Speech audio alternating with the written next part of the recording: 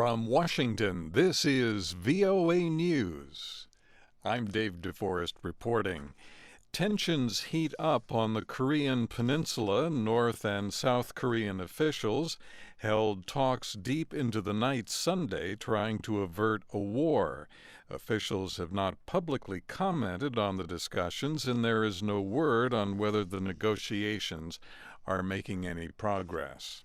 Thousands of migrants traveled by train, bus, and foot through Macedonia and Serbia on their way to Hungary.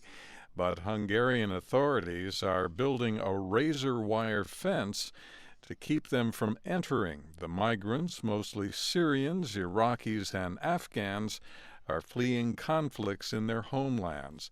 They hope to get to Hungary because once they enter European Union territory, they will have easier access to the rest of the continent. Lebanese protesters and police battled in Beirut Sunday in the midst of an ongoing trash crisis. Security forces sprayed thousands of demonstrators with water cannon in a second night of rallies. Beirut residents are angry after weeks of trash piling up around the country following the shutdown of a landfill. The Lebanese protests are also voicing anti-government sentiment in a country that has been without a president for more than a year.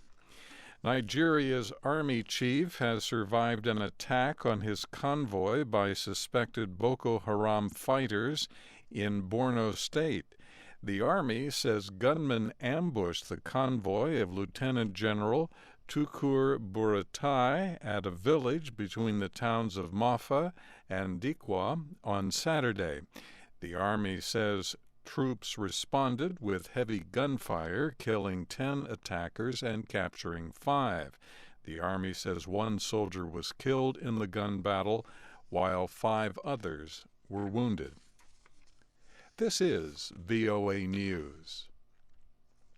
3 Americans who tackled a gunman on a Paris-bound train Friday are being hailed as heroes in France, where French President François Hollande will meet them on Monday.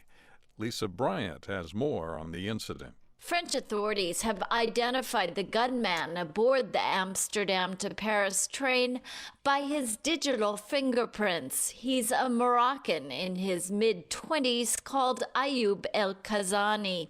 He's known to Spanish and French intelligence and has links to militant Islam. According to reports, he's lived in southern Spain, France, and Belgium in recent months and has traveled to Syria. He remains in custody outside Paris, where French counterterrorism officials continue to question him. Lisa Bryant, Paris. Britain reopened its embassy in Iran's capital Sunday. The embassy closed 4 years ago following an attack by protesters.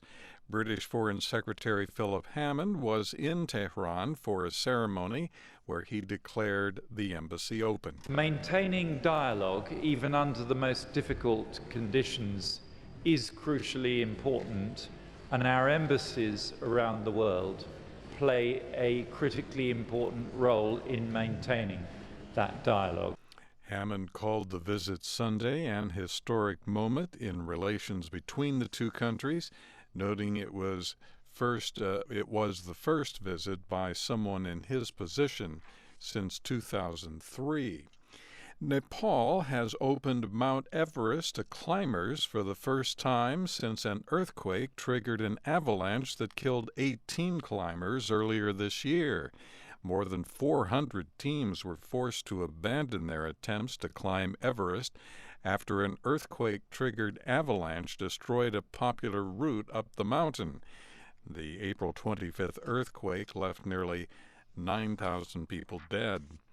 U.S. Vice President Joe Biden appears to be seriously weighing a run for the Democratic presidential nomination. He has been phoning campaign donors and supporters in recent days as he explores his prospects. Biden interrupted a visit to his home state of Delaware Saturday for a private luncheon at his official residence in Washington with Democratic Senator Elizabeth Warren of Massachusetts. She is a favorite among liberals.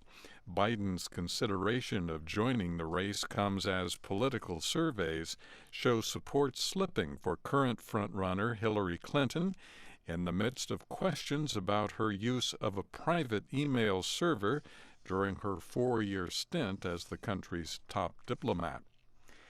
Forces from the United Arab Emirates have rescued a British national 18 months after he was kidnapped in eastern Yemen. British Foreign Secretary Philip Hammond confirmed the rescue in a statement Sunday. The Foreign Office did not give the hostage's name. From the VOA News Center in Washington, I'm David Forrest.